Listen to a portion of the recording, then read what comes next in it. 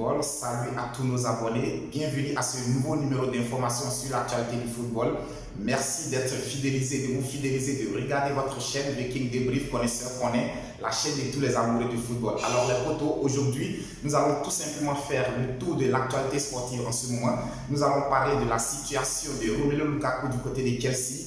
Aussi vous donner les détails pour les raisons pour lesquelles cette année le Real de Madrid a été plus fort que le FC Barcelone, et nous allons terminer sur la situation de Sadio Mané du côté de Liverpool. Les potos, comme vous le savez, pour plus de détails, on se dit juste après le générique.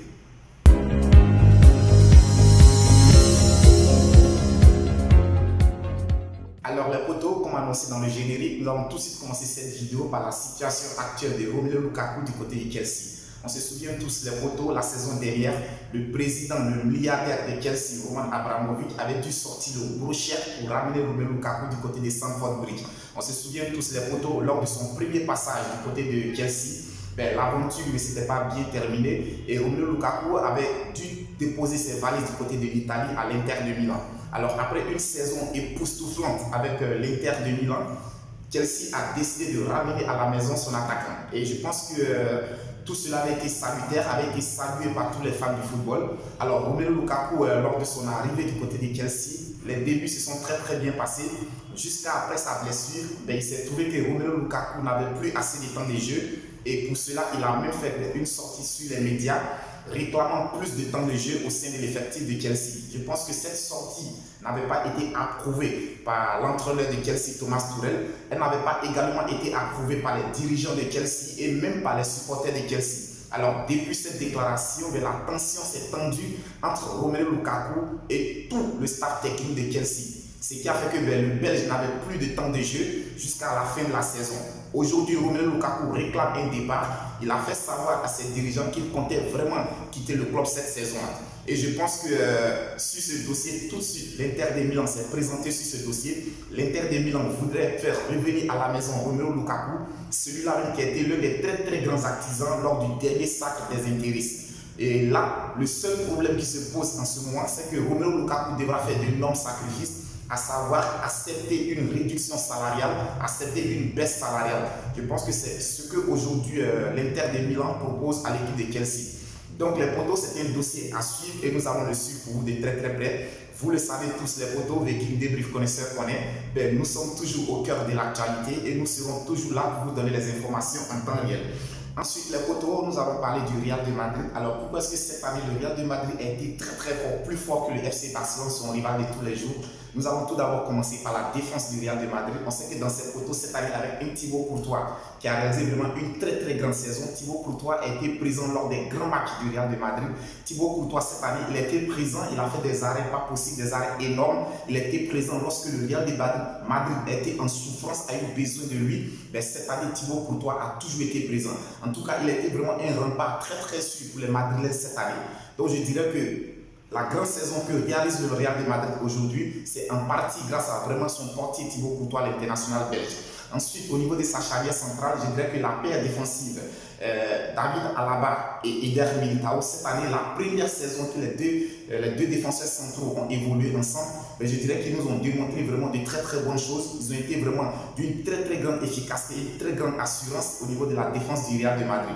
C'est vrai que lors de certains matchs, ils sont passés à côté du sujet, mais ça peut arriver dans le football, c'est ça aussi le football. Mais sinon, en général, la paire défensive, Eder Militao et David Alaba se sont montrés vraiment complémentaires. À les voir jouer, on avait l'impression que ces boys ont eu l'habitude de jouer ensemble.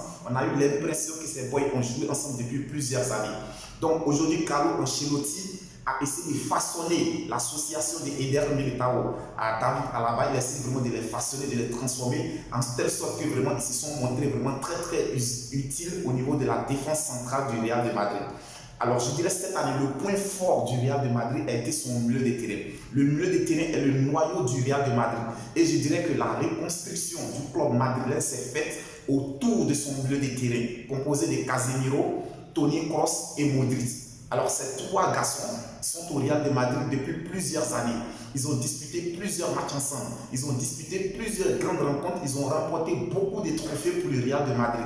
Donc aujourd'hui, c'est des garçons qui se connaissent très très bien. Même les yeux fermés sur le terrain, ils arrivent à se retrouver. C'est des garçons aujourd'hui, lorsqu'ils évoluent ensemble, ils n'ont pas de problème de placement sur le terrain. C'est-à-dire les automatismes sont tellement huilés entre les trois boys. Lorsqu'un monte, l'autre sait qu'il doit rester en arrière pour assurer la couverture. Donc je dirais que le point fort du Real de Madrid aujourd'hui était son milieu, cette année disons, était son milieu de terrain. Était son milieu de terrain rempli d'expérience. Quand on regarde cette saison, la saison que nous a sorti Modric, à 34 ans, presque 35-36 ans, je dirais que cette année, Modric était vraiment hyper important pour le Real de Madrid. Là, je ne parle même pas de Casemiro. Casemiro, on le sait tous, c'est monsieur 50% du Real de Madrid. Et aujourd'hui, quand tu regardes la manière de gérer la gestion du club par Florentino Pérez, je dirais que c'est une grande stratégie. On sait tous Toni Kroos tend vers la fin, Modric tend vers la fin, et tout de suite, ils ont déjà assuré la relève. Avec l'arrivée de Camavinga et aujourd'hui la montée en puissance de Federico Valverde, je dirais que la relève est déjà assurée au niveau du milieu de terrain. Donc, cette année, si le Real s'est montré plus efficace, cette année, si le Real a dominé le FC Barcelone, c'est simplement parce que non seulement à la base, il y a eu une vraie politique. Il y a une vraie politique de reconstruction du club, mais aussi l'entraîneur qui était là a su vraiment recadrer chaque joueur. Et autour de son milieu de terrain, qui était vraiment le noyau du club madrilène cette année, devant, ils ont eu vraiment un Karim Benzema au haut niveau, au top de sa forme, au top de sa carrière footballistique. Cette année, Karim Benzema, les poteaux, je pense que ce qu'il a réalisé cette année est inexplicable. On l'a tous vu cette année, on a tous vu Karim Benzema, meilleur buteur de la Ligue des Champions, meilleur buteur du championnat espagnol. Je dirais que cette année, Karim Benzema était au top. Et en plus du fait que Karim Benzema soit au top, il a su encadrer ses jeunes frères autour de lui. Il a su encadrer Vinicius Junior, il a su encadrer Rodrigo. Et Karim Benzema l'a déjà dit lors d'une de ses conférences. Il a dit à Vinicius Junior, c'est pas moi qui demande à Vinicius Junior de jouer, je n'ai fait que lui demander de faire bien ce qu'il savait déjà faire. Donc ce qui signifie que Karim Benzema a conseillé Vinicius Junior. Il a parlé avec Vinicius Junior. Il a discuté avec Rodrigo. Et cela a fait qu'aujourd'hui, au sein du Real de Madrid, on avait l'expérimenté Karim Benzema qui était encadré par les jeunes talentueux tels que Vinicius Junior et Rodrigo. Et tout cela en associé donnait vraiment de la puissance à l'attaque du Real de Madrid. Donc les potos, ce qu'il va falloir retenir, cette année, le Real de Madrid a été très très fort parce que la reconstruction du club s'est faite sur un noyau qui était basé sur son milieu de terrain et sur l'attaque et sur son attaque. Donc c'était vraiment la différence entre le Real de Madrid et le FC Barcelone. Par contre, lorsque nous regardons du côté du FC Barcelone, quand nous prenons les anciens, les cadres de l'équipe, nous avons d'abord le portier Ter Stegen, ensuite nous avons le défenseur Jordi Alba, nous avons Gérard Piqué et nous avons aussi Ousmane Dembélé et au milieu de terrain on avait son capitaine Sergio Busquets. Alors lorsque nous regardons l'ossature de l'effectif du FC Barcelone cette année, nous voyons que la majorité des anciens c'est du côté défensif. Donc l'ossature du FC Barcelone cette année c'était du côté défensif. Alors que nous savons tous c'est une équipe qui n'est pas défensive. La force du FC Barcelone, c'est une équipe offensive, c'est une équipe qui aime pratiquer, qui aime jouer au football, qui aime avoir la possession des balles. Et cela, c'était vraiment très très compliqué pour les entraîneurs qui sont passés. C'était vraiment très compliqué. Je dirais que c'était l'une des raisons pour lesquelles l'entraînement du côté du FC Barcelone. Parce qu'il n'a pas su vraiment créer une homogénéité entre les anciens et la jeunesse qui était là. Donc c'était vraiment un très très gros problème. Alors à l'arrivée de Xavi, lorsque Xavi a pris les rênes du club, Xavi a su vraiment composer une véritable équipe entre les anciens et les nouveaux, les jeunes tels que Pedri, tels que Gavi, etc. Il a su vraiment créer une homogénéité, ce qui a permis au FC Barcelone de se réveiller en fin de saison. Mais je dirais que la différence est faite, parce que j'ai fait tout à l'heure la différence, j'ai parlé du Real de Madrid. Lorsque nous regardons au niveau du Real de Madrid, le noyau était composé de son milieu de terrain et de son attaque. Et en défense, Carlo Ancelotti a essayé vraiment de créer une bonne symbiose entre les deux défenseurs centraux. Par contre, au niveau du FC Barcelone, le noyau de l'équipe était défensif, alors que nous savons que ce n'est pas le point fort du FC Barcelone. Donc vraiment, c'est ce qui a fait la différence entre le FC Barcelone et le Real de Madrid cette année.